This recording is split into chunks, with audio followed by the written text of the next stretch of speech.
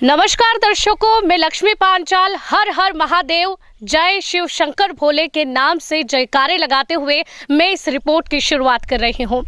जाहिर है शिवरात्रि महाशिवरात्रि आ रही है, या तो भोलेनाथ यानी कि हमारे दूल्हे राजा के बारातियों बनने की या फिर पार्वती मैया के साथ उनकी सखी बनने की तैयारी आप सभी भक्तों ने कर ली होगी।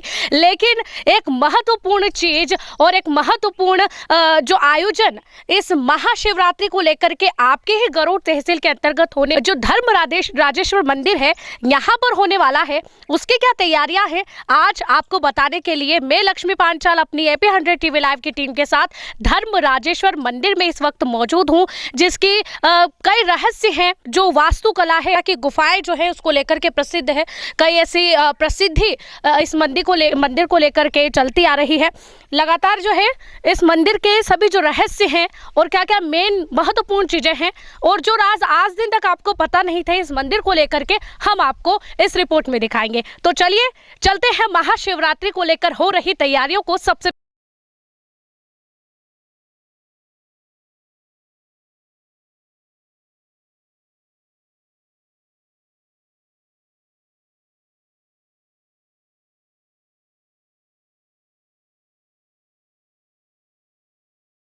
आगे बढ़ रहे हैं। और कई ऐसी बातें हैं, कई ऐसे रहस्य हैं जिनके बारे में आप सभी को पहले से पता होगा, लेकिन उन सभी रहस्यों को एक बार फिर से ताज़ा करने के लिए हमारे साथ जो पंडित जी मौजूद हैं, सबसे पहले आपका मैं नाम जानना चाहूँगी। मेरा नाम पंडित रामचरण व्यास है। मैं शामगढ़ रहता हूँ ज्योतिष केंद्र में, और यहाँ पे हम क्या अनुष्ठान वगैरह पूजा पाठ करते हैं, महामृत्युंजय जप इत्यादि करते हैं। बिल्कुल, ये जो गुफाएं यहाँ पर एक अचंभित कर देने वाली बात है। कई रहस्य इससे जुड़े हुए हैं कि चट्टान को काट करके एक ही रात में ये मंदिर बना दिया गया। क्या इसकी महत्वपूर्णता है, क्या रहस्य है, किन्होंने बनाया है मंदिर, इसके बारे में बताइए। ये वैसे प्राचीन काल का बना हुआ है और अज्ञात कालांतर में जब पांडवों ने यहाँ कुछ समय बिताया था उस समय भीम के द्वारा निर्माण किया गया है और इसको एक ही रात में बनाया गया है। और यह मंदिर पूरे विश्व में एक ही मंदिर है जहाँ भगवान शिव और विष्णु एक साथ में विराजमान है। और अलग अलग शिवालय और विष्णु देवालय मिलता है, लेकिन भगवान विष्णु और शिव एक साथ में यहीं पे स्थापित है। तो ये क्या है कि एकात्मक का प्रतीक है। जैसे शिव और वैष्णव में जो संप्रदायों में जो भिन्नता होती है और जो आपस में मतभेद रहते हैं, उस मतभेद को मिटाने के लिए ही यहाँ पे भगवान विष्णु और शिव एक साथ में विराजमान हुए कि भगवान शिव और विष्णु दोनों अलग नहीं है, एक ही है। और इसी रूप में ये एक ही पत्थर से बना हुआ है, कहीं पे भी इसमें जोड़ नहीं, मतलब एकात्मक भाव का स्वरूप है ये। और इसके साथ में जो अन्य मंदिर है उनमें भी सभी भगवान के दशावतार, भगवान के नरसिंह अवतार इत्यादि का सभी मंदिरों का वर्णन है। और भैरव जी का मंदिर है, महाकाली का मंदिर है, ऐसे करके सभी मंदिर हैं यहाँ पे। और यहाँ ये साधना का स्थल है। देश विदेश से कई यजमान हमसे यहाँ पे अनुष्ठान पूजा पाठ करवाते हैं और उनके काम भी यहाँ सिद्ध होते हैं और सभी का भाव जुड़ा रहता है। और ये रहस्य तो अपने आप में एक अद्भुत ही है। इसको आप खुद देख रहे हैं प्रत्यक्ष, इसको किसकी प्रमाण की आवश्यकता है, ये अपने आप में अद्भुत है। बिल्कुल पौराणिक कथाओं में जो आज वैज्ञानिक भी जिनको सुन करके अचंभित हो जाते हैं, ऐसे कई रहस्य खुल करके आते हैं। और हमारे गरुड़ तहसील के अंतर्गत आने वाले चंदवासा से लगभग 4 किलोमीटर की दूरी पर स्थित इस जो धर्म राजेश्वर मंदिर है, इसके जो कई रहस्य हैं वो आज दिन तक सभी वैज्ञानिकों को और हर भक्त को अचंभित करते हैं। और आस्था इस मंदिर से लाखों करोड़ों भक्तों की जुड़ी हुई है, जैसा कि पंडित जी ने बताया, बहुत विशेष है। और भी जो पंडित हैं, महाजन हैं, हमारे साथ मौजूद है। के अंदर की झलकियां हम आपको जल्दी ही बताने वाले हैं। और सबसे जो खास बात है कि महाशिवरात्रि आ रही है, महाशिवरात्रि पर किस तरीके से आप बाराती बनेंगे या फिर सखी बनेंगे माता पार्वती की, ये बहुत खुशनसीबी की बात होगी और बहुत ही शुभ अवसर होगा उस समय में। लेकिन उससे पहले क्या तैयारियां चल रही है उसके बारे में हम पंडित जी से जानेंगे। पंडित जी, किस तरीके से सारी तैयारियां चल रही है अंदर? जैसे बैरिकेड्स लगा दिए गए हैं ताकि सुरक्षा के पुख्ता इंतजाम भी बने रहे, क्योंकि मंदिर इतना खास है, मंदिर इतना विशेष है और जैसे कि मैंने बताया कई रहस्य इससे जुड़े हुए हैं। जी बिल्कुल, आप ये देख ही रहे हैं। ये जो बैरिकेडिंग शासन द्वारा यहाँ की गई है, जनता को किसी प्रकार से कोई परेशानी नहीं हो उसके विषय में बैरिकेडिंग की गई है। अंदर आप जाएंगे तो सूरज पोल में होते हुए भगवान भैरव जी और माता जी के आप दर्शन करेंगे। साथ ही गणेश जी ईशान कोण में कुइया बनी हुई है, भगवान को अभिषेक के लिए जल की व्यवस्था वहाँ बनी हुई है। छोटे बड़े सब प्रकार से मंदिर बना के, यहाँ 11 मंदिर है गणेश जी का मंदिर सहित, और मुख्य जो मंदिर है वो भगवान भोलेनाथ को समर्पित है। हरि और हर का दोनों का यहाँ विशेष स्थान है। बिल्कुल। अच्छा, ये महाशिवरात्रि पर क्या विशेष होने वाला है? पूरा किस तरीके से पूरे कार्यक्रम की रूपरेखा रहेगी, क्योंकि बहुत बड़ा भव्य जो कार्यक्रम होने वाला है, और किस समय से जो है महाशिवरात्रि शुरू हो रही है और कब समाप्ति है? जी बिल्कुल, 8 तारीख को शिवरात्रि महापर्व है। उसके संबंधित उस 8 तारीख की रात्रि में भगवान का महाअभिषेक जो होगा वो दूध से, दही से, घी से, पंचामृत आदि द्रव्यों से भगवान का अभिषेक किया जाएगा। बहुत ही बड़ी संख्या में यहाँ आसपास के सभी श्रद्धालुजन, भक्तजन भगवान का दर्शन आदि कर्म करेंगे और धर्म लाभ लेंगे। बिल्कुल। तो पूरी पुख्ता तैयारी प्रशासन के द्वारा भी की गई है, ताकि पुख्ता इंतजाम जो है सुरक्षा के भी हो सके। और जो रहस्य हम आपको और आगे बताने वाले हैं, अभी तो शुरुआत ही है, इसके आगे और क्या क्या रोचक बातें जानने मिलेगी, ये आपके लिए भी खास है। और साथ ही महाशिवरात्रि पर जो खास उत्सव होने वाला है उसमें आप भी शामिल हो, जैसा कि पंडित जी ने बताया, बहुत ही खास आयोजन इस महाशिवरात्रि को लेकर होने वाला है। जैसे कि हमने पंडित जी से कुछ जानकारियां अभी ली हैं, लेकिन इसके अंदर जाने के बाद क्या दृश्य हमें मालूम होते हैं, और लगातार मैं आपको बता रही हूं। देखिए, ये जो गुफाएं एक्चुअल में दिखाई दे रही हैं आपको, ये आपने पहले भी यहाँ दर्शन किया होगा, लेकिन कई ऐसी रोचक बातें हैं जो इन गुफाओं के बारे में शायद आपको नहीं पता हो। हम अगर देखें तो ये जो गुफाएं हैं, ये जो मंदिर है, गर्भगृह पूरा अंदर बना हुआ है, उसकी भी कई ऐसी रोचक बातें हैं।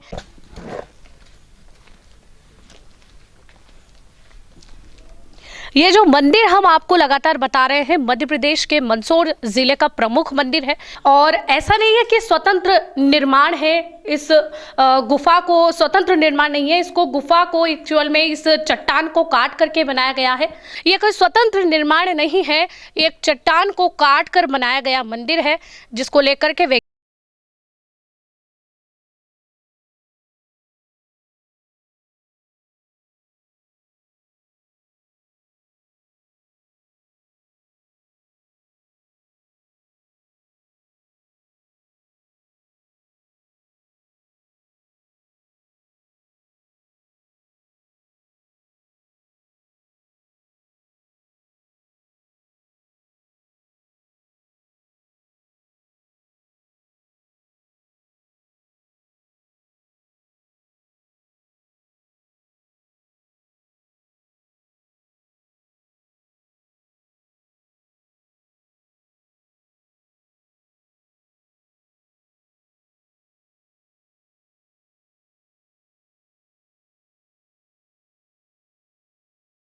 क्या चल रही है। और ऐसा नहीं है कि महाशिवरात्रि पर ही यहाँ पर भक्तों का तांता लगता है। श्रद्धा इतनी, आस्था इतनी है यहाँ पर भक्तों की कि रोज़ाना यहाँ पर जो है भक्तगण आते हैं, जो कि अभी भी देखने को मिल रहा है।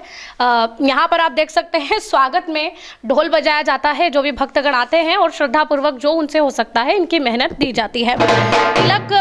तिलक यहाँ पर लगाया जाता है। मैं चाहूँगी कि भाई मुझे भी तिलक लगाए। हिंदू धर्म में जो सबसे प्रतीक माना जाता है, एक्चुअल में श्रद्धा का भी और ध्यान केंद्रित करने का भी, कहा जाता है कि तिलक लगाने की बहुत बड़ी मान्यता है हिंदू धर्म में। और हमारे धार्मिक मान्यताओं को लेकर के ही यहाँ पर तिलक इस तरीके से भोलेनाथ जी के जो चिन्ह होता है, जो मस्तक पर चिन्ह होता है, उसी तरीके का जो है किससे बना हुआ है भैया? ये तांबे से बना है। अच्छा, नहीं, ये जो अपने कुमकुम वगैरह सिंदूर है, चंदन और किससे बना हुआ है ये वाला? ये कुमकुम और चंदन का टीका यहाँ पर आने वाले सभी श्रद्धालुओं को लगाया जाता है। अच्छा, ये रोजाना जो भी श्रद्धालु होते हैं सभी को लगाया जाता है? हाँ, सभी को लगाया जाता है, और अपनी श्रद्धा से सब यहाँ पर आपको मेहनत देख के जाते हैं। बिल्कुल। काल भैरव जी का मंदिर जो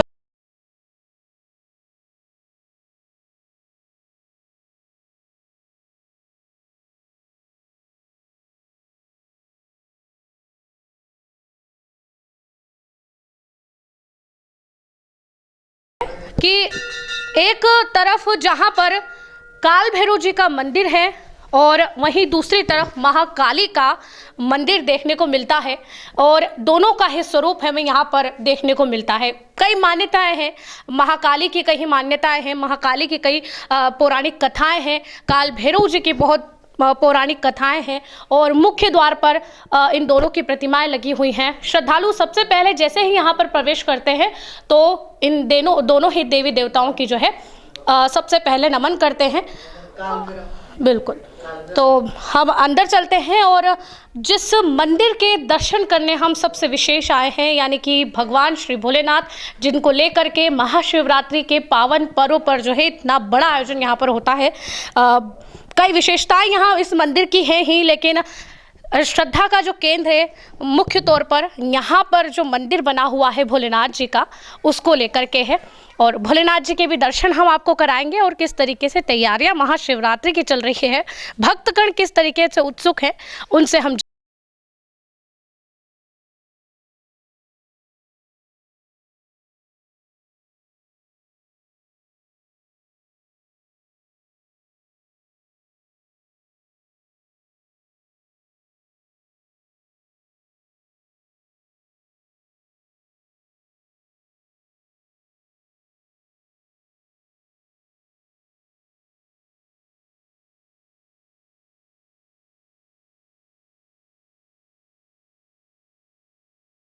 कथाओं में इसका कारण भी दिया गया है कि क्यों सबसे पहले उनको पूजा जाता है।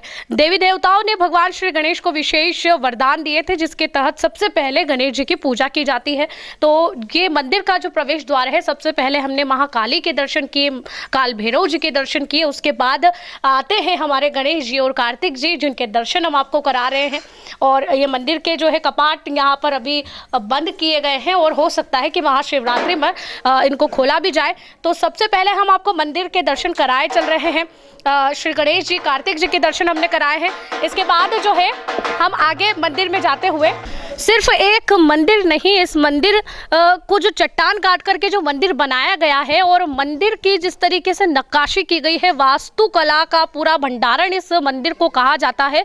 सिर्फ एक प्रमुख मंदिर नहीं जहां पर भगवान श्री विष्णु और शिव विराजमान है एक साथ, बल्कि यहाँ पर कई ऐसे अन्य मंदिर छोटे छोटे भी हैं जिनकी नक्काशी इस तरीके से उकेरी गई है, जो वास्तव में बहुत ही प्रशंसनीय है। और किस तरीके से उस समय में ये मंदिर एक रात में काट करके बनाया होगा, यह बहुत ही अचंभित करने वाली बात है। हम इसके अतिरिक्त अन्य कई मंदिर जो है इस मुख्य विशेष मंदिर के अलावा यहाँ पर देखने को मिलते हैं। और कहा जाता है कि 50 मीटर ऊंची और 20 मीटर चौड़ी इस चट्टान को काट करके इन सभी मंदिरों का निर्माण कराया गया है, जो कि सच में प्रशंसनीय है, अचंभित करने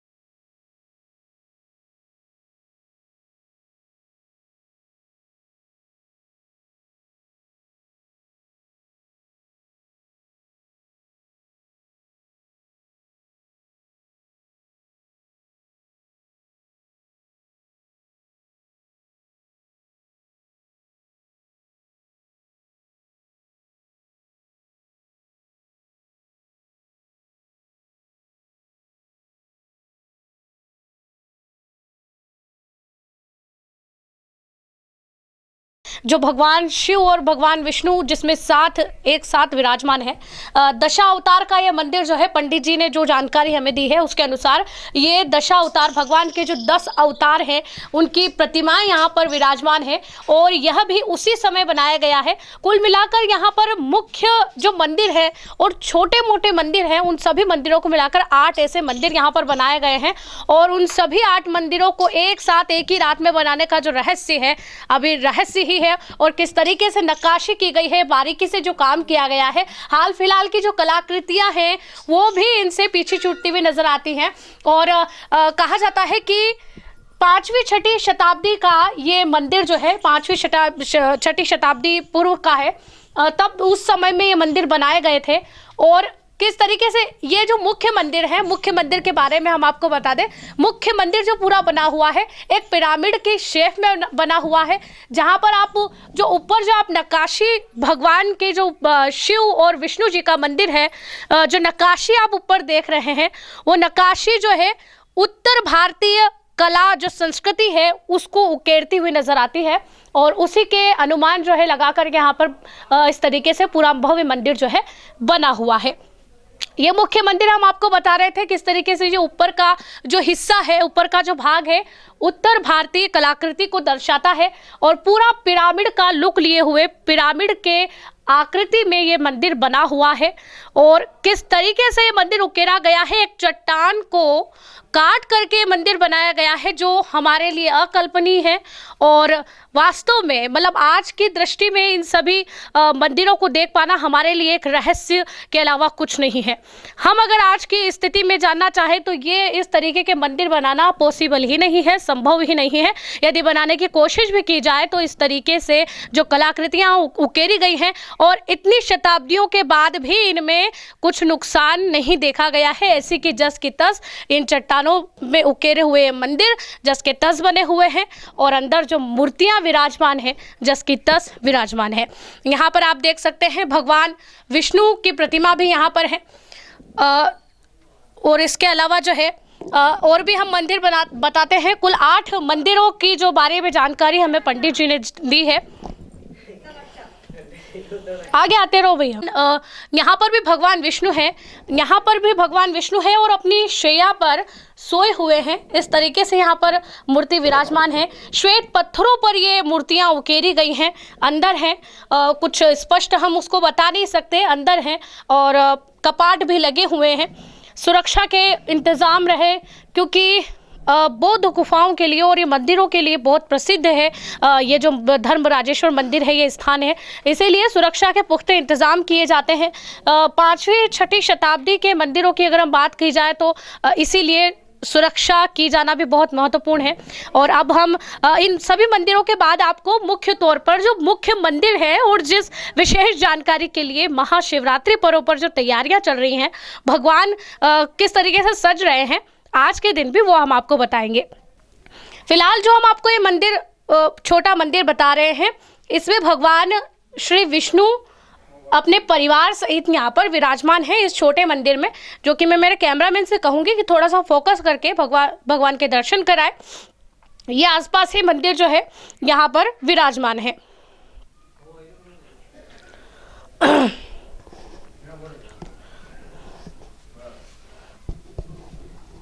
इन सभी मंदिरों में आप एक खास बात मुख्य तौर पर नोटिस करेंगे। मैं मेरे कैमरामैन से ये भी कहूँगी कि ये भी दिखाए। जिस तरीके से देखिए आप, यहाँ पर मूर्तियाँ हैं। गणेश जी की मूर्ति को यहाँ पर इन चट्टानों में, इन मंदिरों के ऊपर, मंदिरों की दीवारों पर उकेरा गया है। और यहाँ पे भी आप देख सकते हैं किस तरीके से अलग अलग कलाकृति, मनुष्य की हो, द्वारपाल हो, भगवान विष्णु हो, भगवान माता लक्ष्मी हो, माता पार्वती हो, सभी की जो है कहीं ना कहीं आपको मूर्तियां इस तरीके से उकेरी हुई कलाकृति में नजर आएगी, जो कि एक चट्टान पर उकेरी गई है और बहुत ही अचंभित करने वाली बात है। मुख्य मंदिर की जो हम बात कर रहे हैं, जिस मंदिर में भगवान श्री विष्णु और शिव एक साथ विराजमान हैं, वहाँ पर आप देख सकते हैं कि मंदिर के पीछे की ओर भी इसी तरीके की कलाकृतियाँ यहाँ पर उकेरी गई हैं।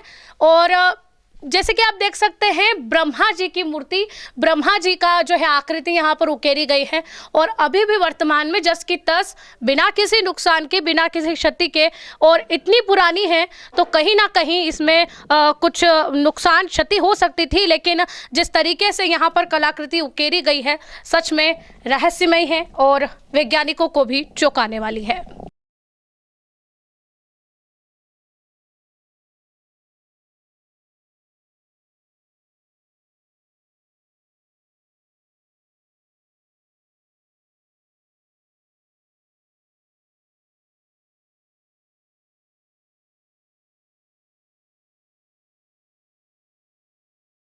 जो मुख्य मंदिर है उनको छोड़ करके जो छोटे छोटे मंदिर यहाँ पर बनाए गए हैं, जो अपने आप में एक अनोखापन लिए हुए हैं, उसके बाद हम आपको मुख्य मंदिर के दर्शन कराने वाले हैं जिसका आपको कभी से इंतज़ार था। और महाशिवरात्रि के दिन आप ज़रूर यहाँ पर आइए। इस भव्य जो आयोजन है, मेले का आयोजन यहाँ पर होगा और महाशिवरात्रि के दिन तो आपको पता ही है भगवान शिव की शादी है और बाराती बनकर आई है या फिर माँ पार्वती की सखी बनकर आई है, लेकिन किसी भी तरीके से इस आयोजन में ज़रूर शामिल होने आई है। तो सबसे पहले हम यहाँ पर आए हैं तो आप देख सकते हैं हम आपको मुख्य मंदिर के दर्शन करा रहे हैं। मुख्य मंदिर में विराजमान भगवान शिव और भगवान विष्णु के दर्शन करा रहे हैं।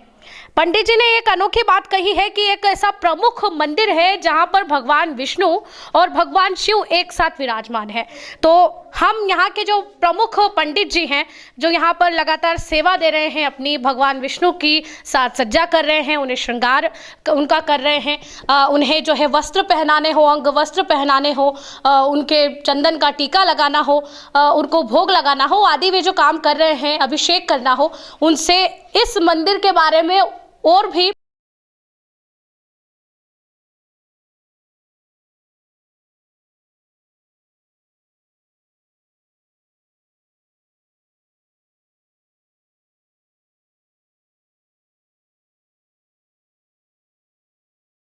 को जय श्री महाकाल। और सबसे पहले मैं आपका नाम जानना चाहूँगी और इतनी लग्नशीलता से आप भगवान भोले की जो है सेवा कर रहे हैं, तो आपसे सबसे पहले आपका अनुभव भी जानना चाहूँगी कि किस तरीके से आप जब बाबा भोले की, बाबा विष्णु की जिस तरीके से आप सेवा करते हैं तो कैसा आप अपने मन में क्या अनुभव करते हैं? एक सुकून मिलता है, सुकून मिलता है जो हर एक श्रद्धालु को चाहिए, एक सच्चे भक्त को चाहिए। और यहाँ पर पंडित बनकर, पंडित के तौर पर जिस तरीके से सेवा आप करते हैं, अच्छा, मंदिर की प्रमुख बातें जो हम लगातार देख रहे हैं और कुछ ऐसी चीज़ें हैं जिनको देख करके वैज्ञानिक आज भी अचंभित हैं और जो रहस्य के रहस्य बने हुए हैं।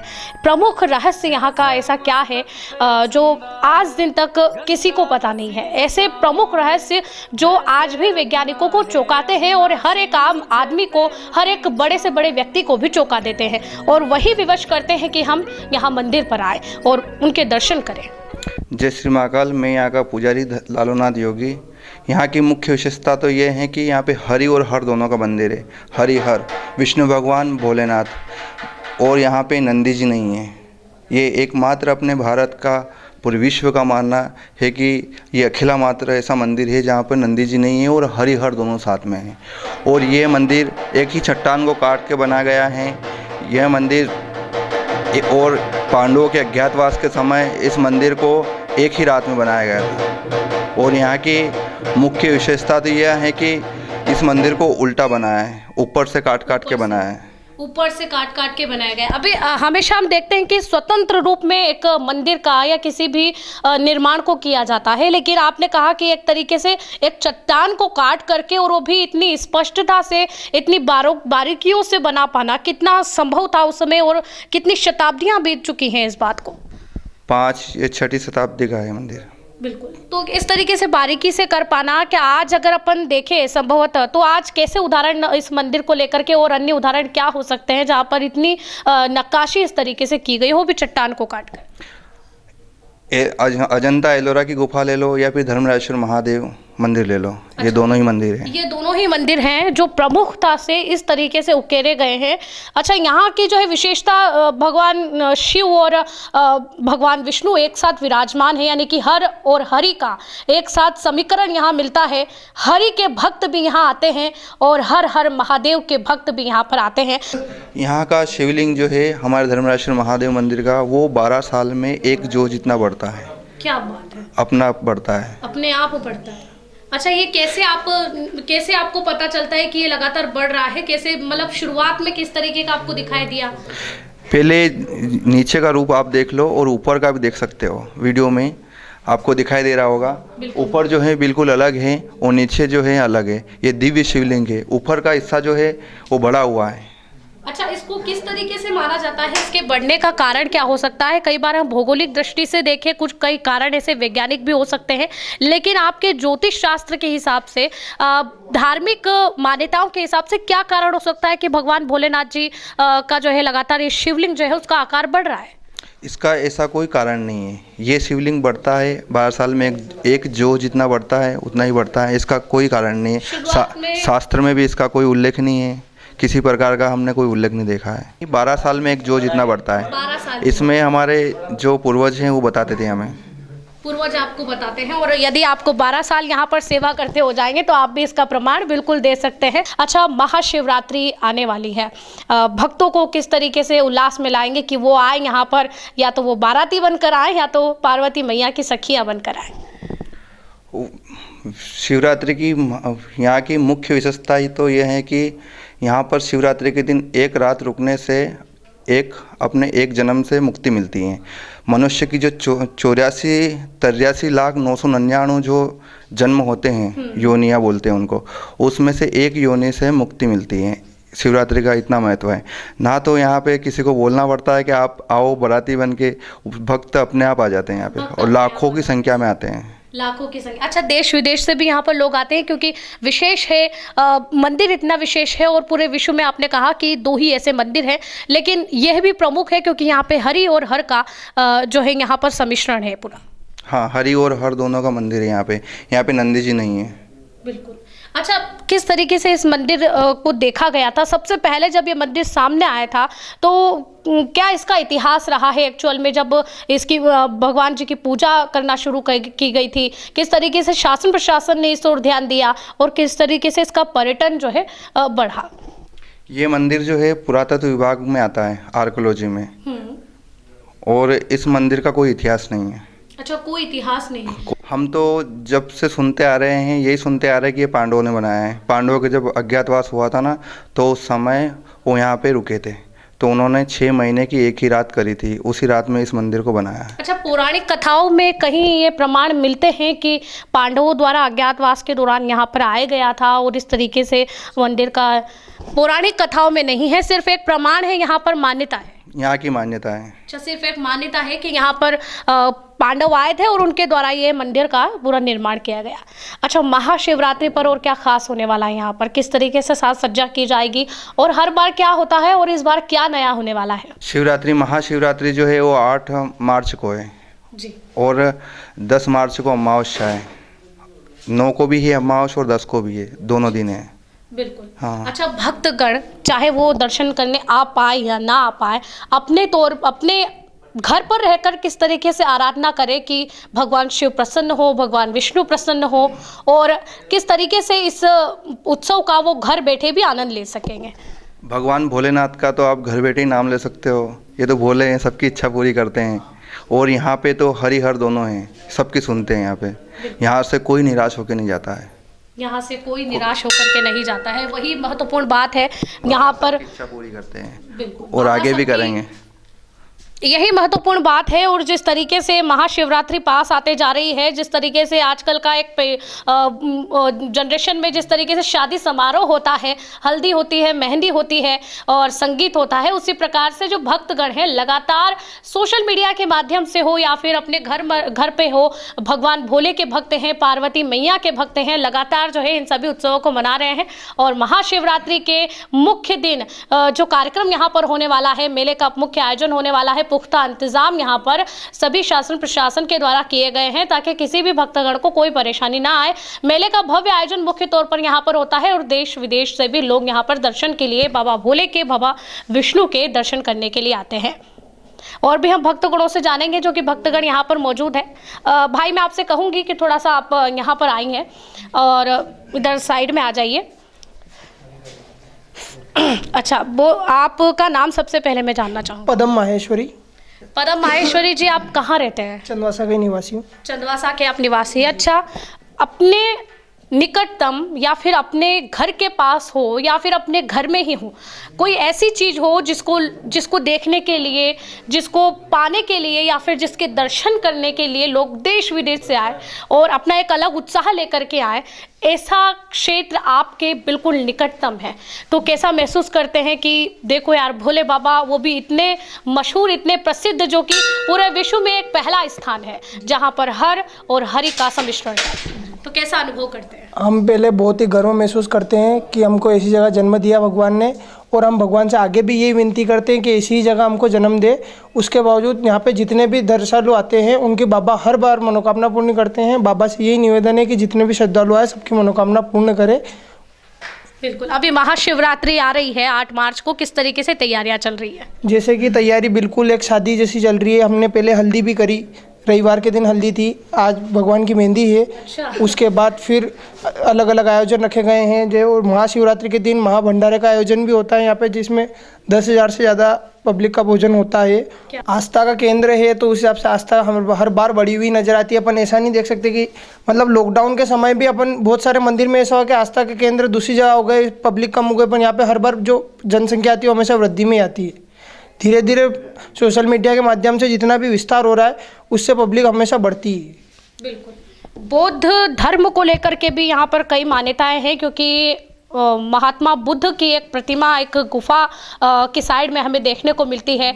लगभग 170 गुफाओं का यहाँ पर होना हमें जानकारी मिली है। 170 गुफाएं हैं जहाँ पर हम जब जाते हैं तो अलग अलग हमें कुछ मूर्तियाँ दिखाई देती हैं। वहाँ पर भी कुछ रहस्यमय ऐसी चीज़ें दिखाई देती हैं जो भक्तगणों को अपनी ओर आकर्षित करती हैं और एक आस्था का केंद्र बनाती हैं, श्रद्धा का केंद्र है। और किस तरीके से लगातार चमत्कार होते दिख रहे हैं। चमत्कारों की वजह से ही भक्तों के लिए इस तरीके से मंदिर आस्था का केंद्र बनते हैं। महिलाएं भी यहाँ पर आती हैं और सभी भक्तगण, नर नारी सभी यहाँ पर आते हैं अपने दुखड़ों को लेकर के और अपनी झोली में सुख को भर करके ले जाते हैं। भोलेनाथ जी की शादी है, पार्वती मैया दुल्हन बनेगी, भोलेनाथ जी दुल्हे रहेंगे, कितना उल्लास है।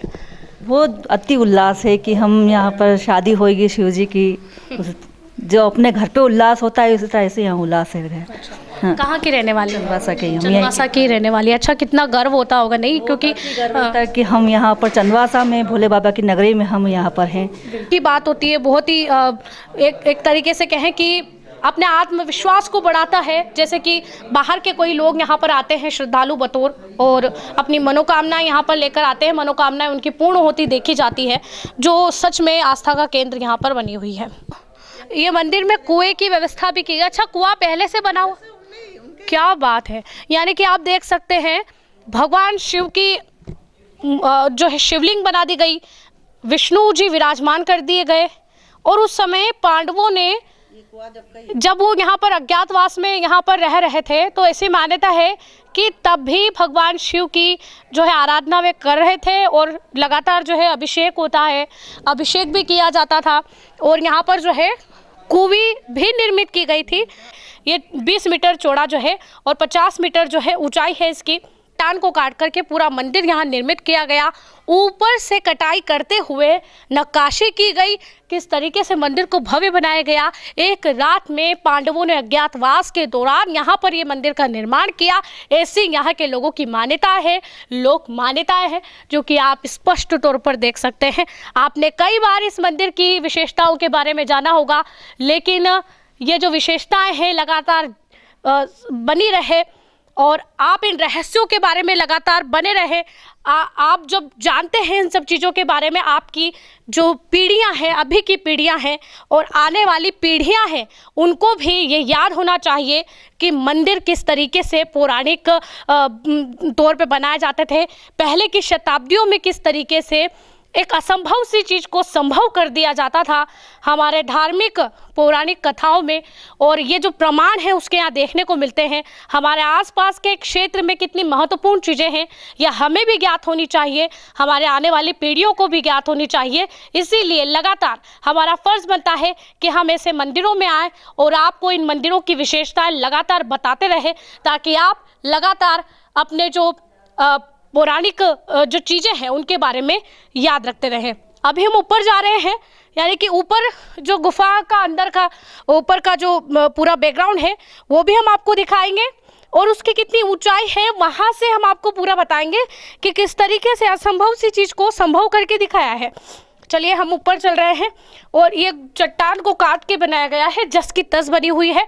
चट्टान है इसीलिए कुछ नहीं हुआ, और उसको चट्टान को काट पाना कितना मुश्किल होगा ये हम कल्पना भी नहीं कर सकते। और आज के ज़माने के लिए जिस तरीके से नक्काशी की गई है बहुत महत्वपूर्ण है। हम लगातार ऊपर जा रहे हैं, और ऊपर जा कर के जो है आपको ऊपर का पूरा बैकग्राउंड बताएंगे। एक और बात यहाँ की खास यह है कि यहाँ पर जो है सूर्य की पहली किरण गर्भगृह तक पहुँचती है, यानी कि सुबह इतनी नीचे होने के बाद भी, यानी कि अंदर जो है मंदिर पूरा अंदर होने के बावजूद भी, इतनी ऊंचाई होने के बावजूद भी सूर्य की पहली किरण यहाँ मंदिर पे, मैं कैमरामैन से कहना चाहूँगी कि वो बताए ये मंदिर का जो गर्भगृह है, यानी कि हमने आपको बताया था अंदर इधर यहाँ पर इधर इस साइड में ये जो है ये जो मंदिर है इसका गर्भगृह यहाँ पर स्थित है। और ऐसा माना जाता है कि सूर्य की पहली किरण सीधे डायरेक्ट मंदिर के गर्भगृह में पहुँचती है, जो कि सच में अचंभित करने वाली बात है। और भगवान शिव का सुबह सुबह अभिषेक किया जाता है, भगवान शिव को विष्णु को सजाया धजाया जाता है। और किस तरीके से मंदिर की जो विशेषताएं हैं जितना संभव हो सकता है उतनी हम जानकारी आप तक पहुंचाएंगे। और मेरा यही कहना है कि बिना मौका गवाए महाशिवरात्रि पर इस भव्य मेले का जो आनंद है उसको लेने आए, और शिव भगवान और विष्णु भगवान की इस अचंभित कर देने वाली जो प्रतिमाएं हैं, चमत्कारी प्रतिमाएं हैं, उनका आनंद लें। और हमारे जो पूर्वज हैं पांडवों द्वारा जो ये निर्माण किए गए थे, जो कि आज की वैज्ञानिक तकनीकों को भी फेल कर देते हैं,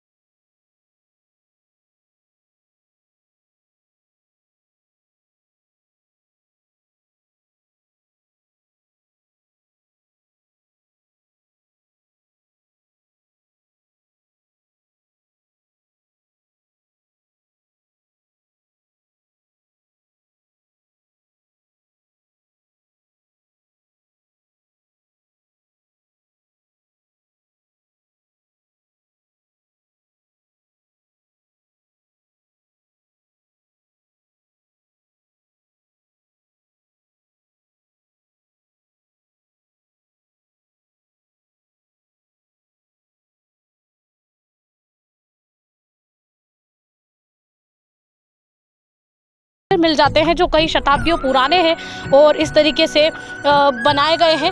लेकिन ये जो मंदिर है अपने आप में ही महत्वपूर्णता लिए हुए है, क्योंकि यहाँ पर जो है एक चट्टान को काट करके उल्टे मंदिर का निर्माण किया गया है। और इससे और ऊंचाई पर हम जाएंगे तो हमें और भी ज़्यादा इसकी जो महत्वपूर्णता देखने को मिलेगी, क्योंकि सिर्फ यही नहीं, यानी कि मंदिर जब से शुरुआत किया गया बनाने से, यानी कि ये पूरा मंदिर का 20 मीटर चौड़े में और 50 मीटर जो है पूरा ऊंचाई इसकी थी। ये पूरी चट्टान थी, इसको काटा गया। और कितना मतलब विस्मयादी होगा उस दृश्य को देखना, यानी कि आज की सभी तकनीकों को फेल करता है, वैज्ञानिकों को सोचने पर मजबूर करता है यह खास मंदिर जो हमारे मध्य प्रदेश के मंदसौर जिले के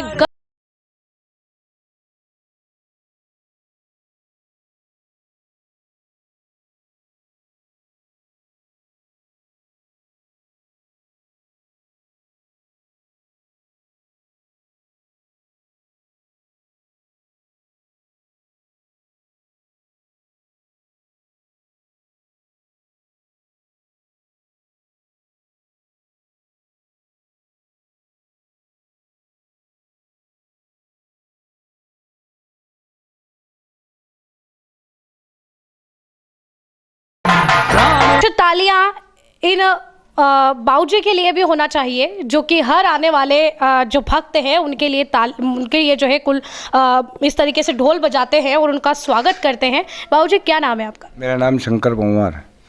इस मंदिर की विशेषताओं को और भी ज़्यादा महत्वपूर्ण बना देते हैं ये लोग, जो कि लगातार यहाँ के आने वाले भक्तों की सेवा करते हैं और उनके आने में एक जश्न की तरह कि आप आए, आपका बहुत बहुत स्वागत, इस तरीके से सेवा में लगे रहते हैं।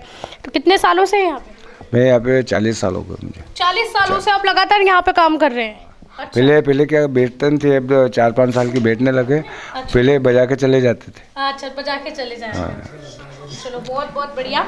भगवान आपकी हर इच्छा पूरी करे, जिस तरीके से आप भक्तों की सेवा कर रहे हैं।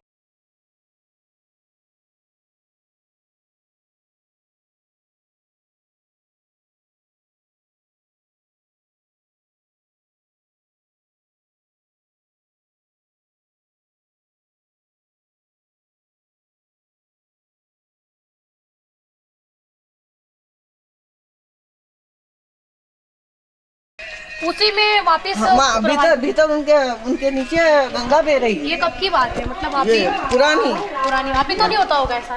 पर बंद तो कर दी उसने, दुष्ट ने बंद करवा दी। अच्छा। हाँ, ये उज्जैन की गुफा दिखाने आई थी आपको, जो बंद कर दी गई। बंद कर दी है। महात्मा लोग आते थे उज्जैन से, पूजा वूजा करके फिर यहाँ से फिर जाते थे। हाँ।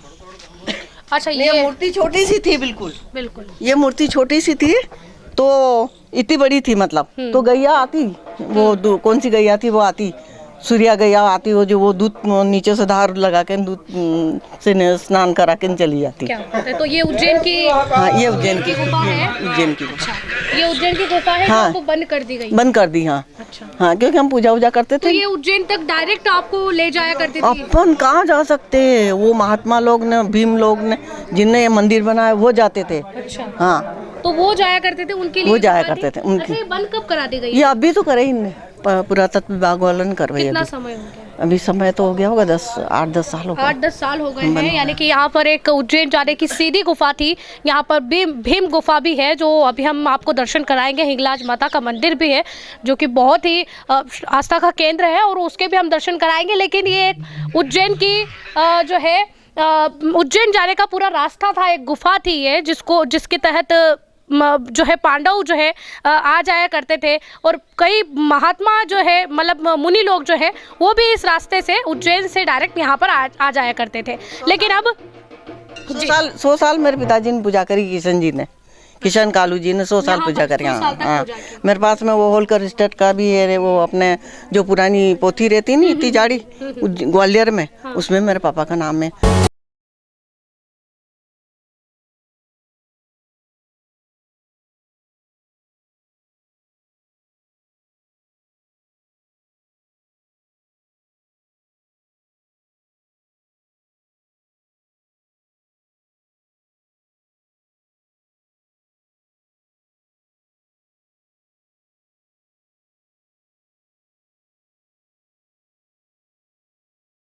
बात कर रहे हैं, जहां पर एक चट्टान को काट करके मंदिर निर्माण तो किया ही गया, लेकिन साथ में जब पांडव यहां पर अज्ञातवास के दौरान आए थे, तो यहां पर जो माता हिंगलाज जी का पूरा मंदिर, यहाँ पर 13 स्वरूप उनके बनाए गए, और यहाँ पर उनकी पूजा लगातार पांडव करते थे। पांडवों के समय की ही यह इस गुफा में जो है, इन चट्टानों में जो है माता रानी का यह स्थान माना जाता है, और श्रद्धालु यहाँ पर भी जो है हिंगलाज माता के दर्शन करने आते हैं।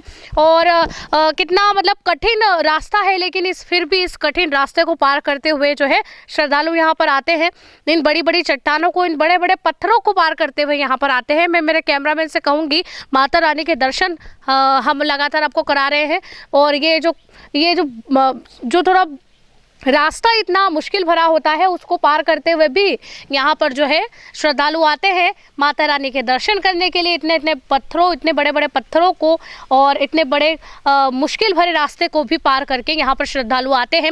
माना जाता है कि यहाँ पर कई जंगली जानवर पहले के रहते थे, और ये तालाब है, इस तरीके का ये तालाब है कि यहाँ पर माता जी हमारे साथ मौजूद है, वो तो बता रही हैं लगातार इतने बड़े बड़े पत्थरों को, यहाँ पर भी बड़ा जो पत्थर है उसको काट करके माता रानी का मंदिर यहाँ पर बनाया गया, और माता रानी के 13 स्वरूपों को माता हिंगलाज माता के स्वरूपों को यहाँ पर उकेरा गया है, जिनमें से इनके इतिहास में हम बता दें कि जो दो माताएं बीच में आपको विराजमान दिखेगी, मैं मेरे कैमरामैन से कहूँगी इनको जूम करे, और दो माताओं के यहाँ पर शीश कटे हुए हैं। राक्षसों को मारा था तो खून बह रहा था, तो वो चाटती गई खाती गई, कहीं कहीं गिरा ना, और वो सबको बुलाया, इनने सब देवियों को बुलाया, वो कह ला ला ला, अब कैसे शांत करे काली उसको। माता का रूप आ जब जाता है। उनने फिर ये दोनों सिर काट के फिर उनको शांत करा, अच्छा, ऐसा हुआ था। ये इन माताओं का नाम क्या है? 13 स्वरूप है, तो जिन माताओं ने अपना शीश काट करके माँ की जो है प्यास बुझाई, उनका जो है महाकाली महाकाली महाकाली। महाकाली, तो ये पूरा इतिहास है एक्चुअल में। पूरा इतिहास है यहाँ का, तो इतना बड़ा इतिहास है कि बस आप देखते ही रह जाओ। अभी तो वहाँ जाओगे तो आपकी आंखें ऊंची हो जाएगी।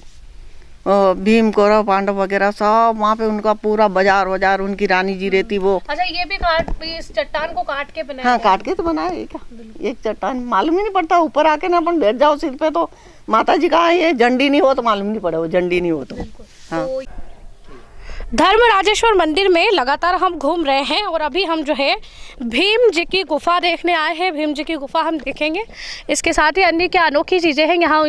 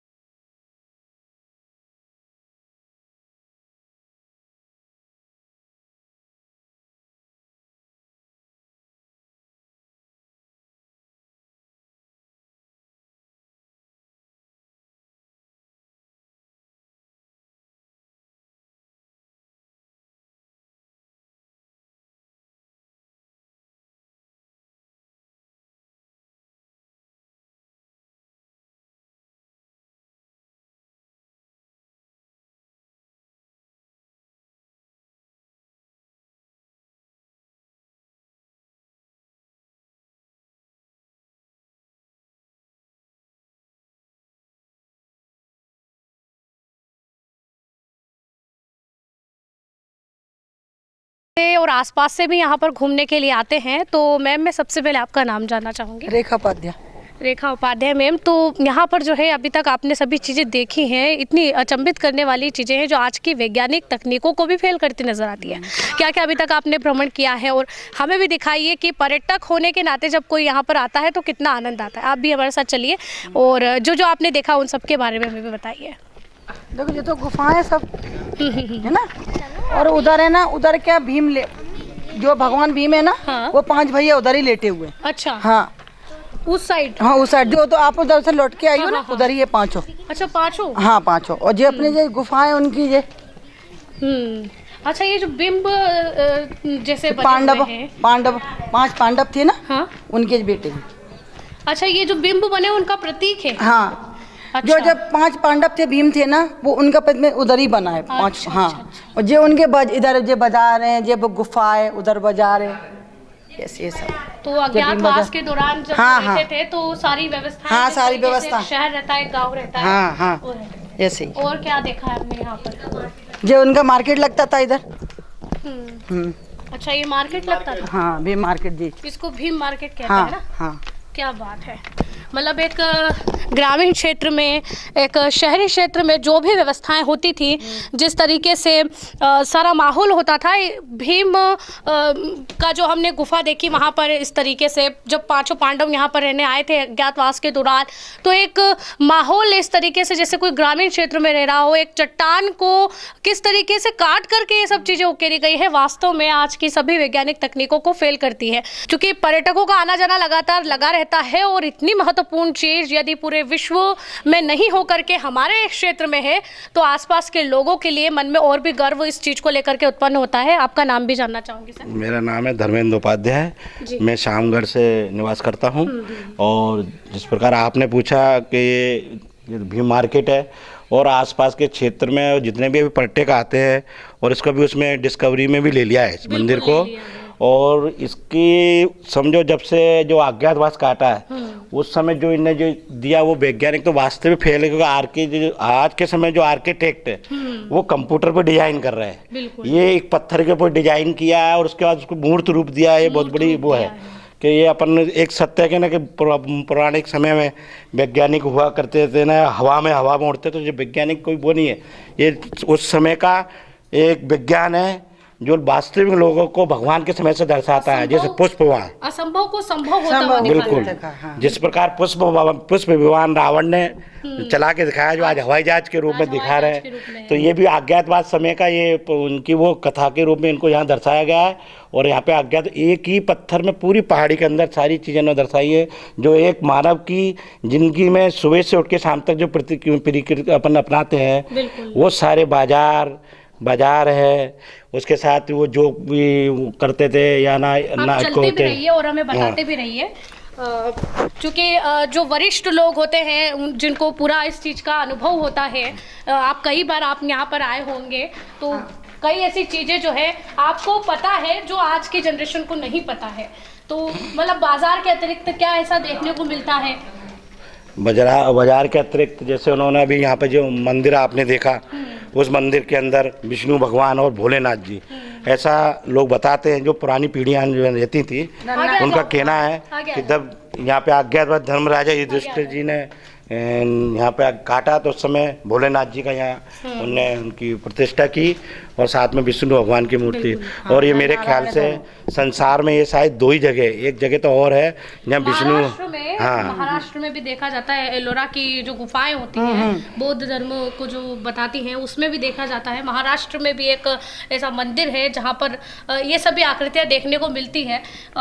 लेकिन ये जो खास बात है, अब ये मूर्ति के बारे में भी कुछ बताइए, कुछ ऐसा जैसे योग कर रहे हो, ध्यान की मुद्रा में बैठे हो। ध्यान की ये उस समय की तपस्या है कि मूर्तियाँ दिख रही हैं, कुछ इसमें से मूर्तियाँ वो हो गई हैं, उस समय ध्यान नहीं दिया, मगर अब शासन ने इसमें ध्यान दिया है और इसमें उसके अंदर ले लिया है। तो उसकी अब जैसी मूर्तियाँ डेवलपमेंट कर रहे हैं वो आदि जो दिख रहे हैं उनको पूर्ण रूप दे भी रहे हैं वो, और इनकी देख रेख हो रही है शासन स्तर पर, जिससे आज हम लोग भी देखने आ रहे हैं और आसपास के लोग क्या। और यहाँ नीचे वो पर्यटक स्थल के लिए रेस्टोरेंट भी खोला है और इसका एक पर्यटक होटल भी शामगढ़ में शासन ने खोला है कि जब पर्यटक इसको देखने आए तो उनके रहने की व्यवस्था भी शासन ने शामगढ़ में एक मॉडल के रूप में करी है, जो नगर परिषद शामगढ़ अभी उसको ऑक्शन भी करेगी।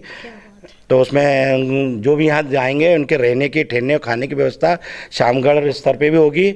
और यहाँ पर भी नीचे रेस्टोरेंट के रूप में शासन ने करी है, इसको भी ऑक्शन किया है। मैं खुद नगर परिषद में सैनिटरी इंस्पेक्टर हूँ, उसकी शासन स्तर पर इसकी बहुत अच्छे से देख रेख के लिए वो चल रहा है। और आके भी इसमें एक प्रोजेक्ट और जो होने जा रहा है कि जो आकृतियाँ वो हो रही हैं इनको भी बहुत अच्छे से पूर्ण जो पुराना रूप है उनको दर्शाया जा सके।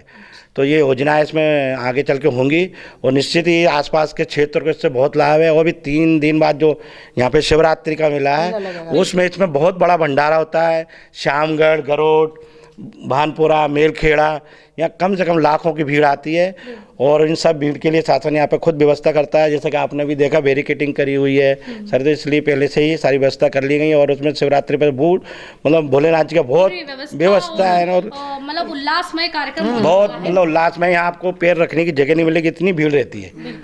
तो श्रद्धा का, आस्था का केंद्र है ये और कह सकते हैं कि 6वीं 5वीं शताब्दी का माना जाता है। उसके बावजूद भी मतलब इतना क्षति नहीं हुई है, क्योंकि कह सकते हैं कि बनाया इस तरीके से गया है कि जहाँ पर एक चीज़ अपनों को ऐसी नहीं नजर आए। कुछ भौगोलिक, कुछ भौतिक चीज़ों की वजह से, कुछ नमी या फिर कुछ ऐसे तापमान के कारण कुछ ऐसी चीज़ें होती हैं जिससे वातावरण की वजह से कुछ क्षति पहुँच सकती है। लेकिन आज भी जिस तरीके का आर्किटेक्ट बना हुआ है और जिसका तस बना हुआ है उसके बारे में क्या कहेंगे?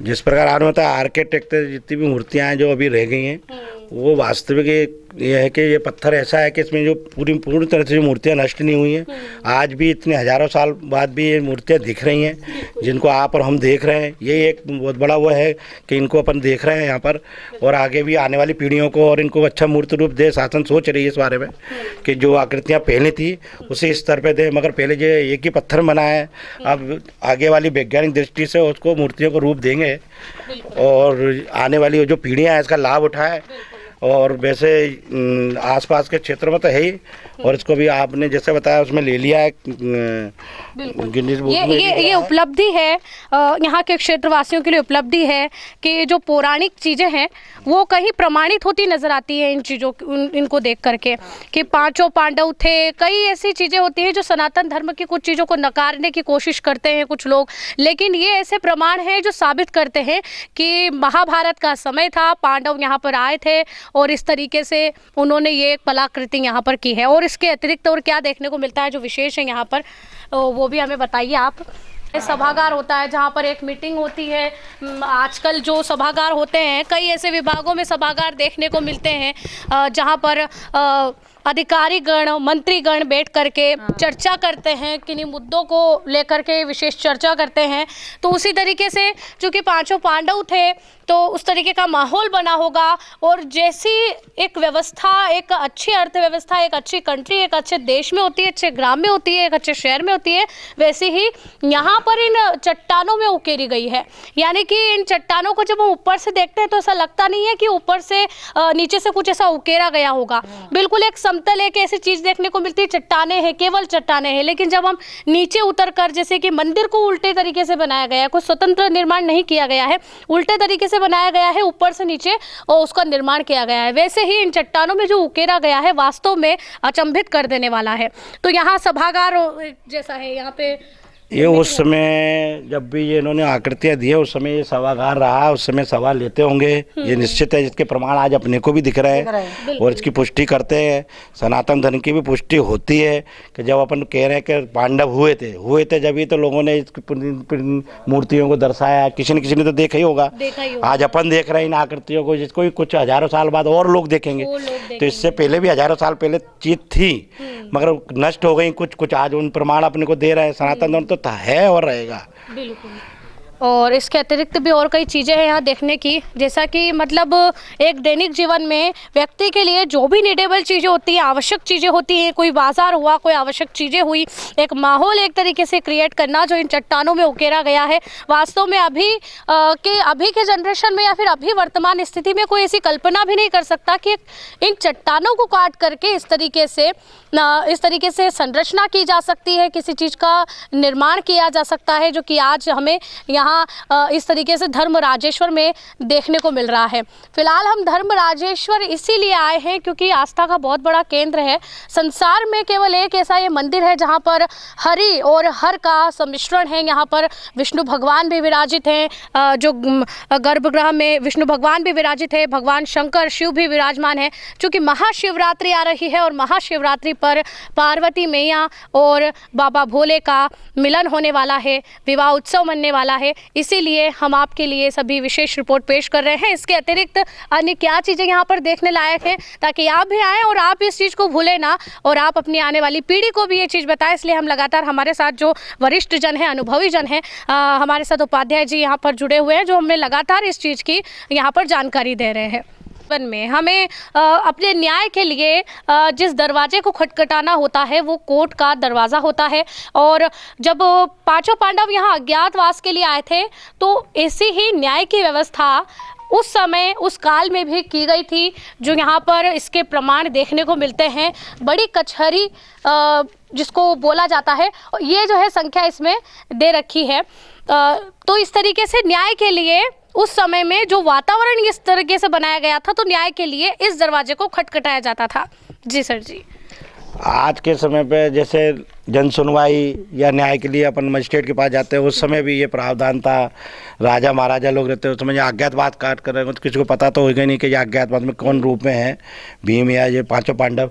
उस समय भी न्याय के लिए इन्होंने ऐसी मूर्तियाँ और ऐसे ये वो बनाए हैं कि वास्तव में ऐसे लग रहा है कि कोर्ट लगता ही होगा, जिसका प्रमाण आज अपन दिख रहा है कि ऊपर नीचे से सीढ़ियाँ के बाद फिर एक ऊपर उठाव दिया है, फिर बैठने की व्यवस्था रखी है। जैसे अपन एक कचहरी में खड़े होते हैं किसी भी एसडीएम कोर्ट या किसी भी कोर्ट में, उसी प्रकार की आकृतियाँ इसमें दे रखी हैं। उस समय भी न्याय की व्यवस्था जरूर होगी और न्याय तो व्यवस्था और स्वाभाविक है होगी। क्यों कि जहाँ पर जब 4 या 4 से अधिक लोग होते हैं तो उसमें असमंजस होता है और एक संतुष्ट नहीं होता। दूसरे संतुष्ट करने के लिए एक कोई प्रतिनिधि अपने व्यक्ति को बिठाया जाता है, तो उस समय जरूर ये व्यवस्था रखी गई होगी, जिसे कचहरी के नाम से दिया है, जिसका प्रमाण अपन आज देख रहे हैं। कई साल पीढ़ियों का पहले का हाथ दिख रहा है। तो कहीं ना कहीं ये सोचने पर मजबूर कर देता है कि उस समय में ये प्रमाण हमें हमारे क्षेत्र में देखने को मिल रहे हैं। तो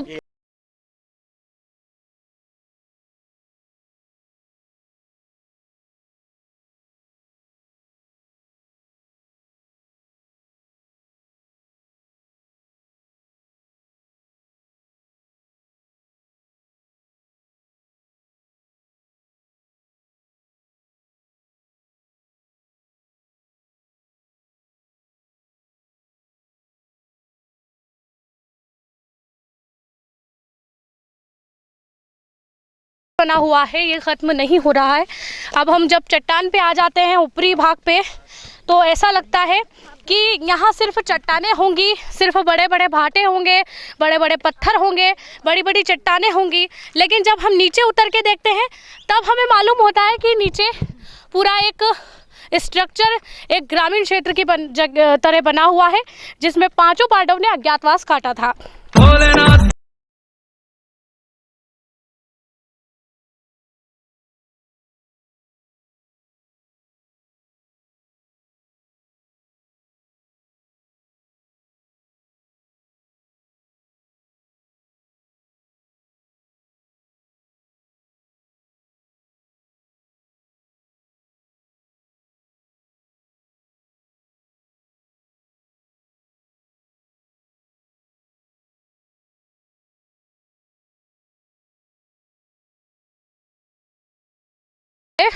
हम पूरा स्ट्रक्चर देखते हुए ऊपर आए, भीम गुफा देखी हमने, जहाँ पर पांचों पांडव ने इस तरीके से अपना उस समय में मार्केट बनाया हुआ था। जिस समय आज सब्जी मंडी लगती है, जिस तरह के आज बाज़ार होते हैं, जिस तरीके से आज विश्राम गृह होते हैं, कचहरी होती है यानी कि कोर्ट होते हैं, और जिस तरीके से एक न्याय व्यवस्था होती थी, जिस तरीके से एक वातावरण ग्रामीण क्षेत्र में हो, पांचों पांडवों ने अपने अज्ञातवास काटने के दौरान यहाँ पर रखी हुई थी। और ये अचंभित करने वाली बात, खैर होती है व्यवस्थाएं सब जगह, लेकिन ख़ास बात यह है कि यह चट्टानों को उकेर कर बनाई गई है, जो आज के किसी भी वैज्ञानिक क्षेत्र के लिए या फिर किसी भी चीज़ में अकल्पनीय है और असंभव है। पर्यटक क्षेत्र है, तो पर्यटक लगातार जो है यहाँ पर आते हैं और इस तरीके से एंजॉय करते हैं इन चीज़ों को और लुत्फ़ उठाते हैं इन चीज़ों का। हमने भी आज भ्रमण किया और आपको भ्रमण कराया इस विशेष महत्वपूर्ण स्थान का, जिसके बारे में आप पहले से जानते थे, लेकिन यह जो बातें हैं, यह विशेषताएं हैं हमारे आसपास की, हमारे क्षेत्र की, यह आप ही को नहीं, आपके आने वाली जनरेशन को, आपके आने वाली अगली पीढ़ी को भी याद होनी चाहिए। आज के यंग एडल्ट को, सभी को ये चीज़ याद होनी चाहिए। इसलिए हमने आज यह जो विशेषता है इस धर्म राजेश्वर मंदिर की फिर से आपको बताई है। पर्यटक हमारे साथ फैमिली, उपाध्याय फैमिली थी, जिन्होंने पूरी जानकारी शाम की जो उपाध्याय फैमिली उन्होंने हमें दी है, तो उनका भी मैं बहुत बहुत धन्यवाद करूंगी, जिन्होंने हमें पूरी जानकारी दी और हमारे दर्शकों को हमारे इस रिपोर्ट में जो सारी जानकारी हम देना चाहते थे, उससे जानकारी को दिलवाने में हमारी मदद की।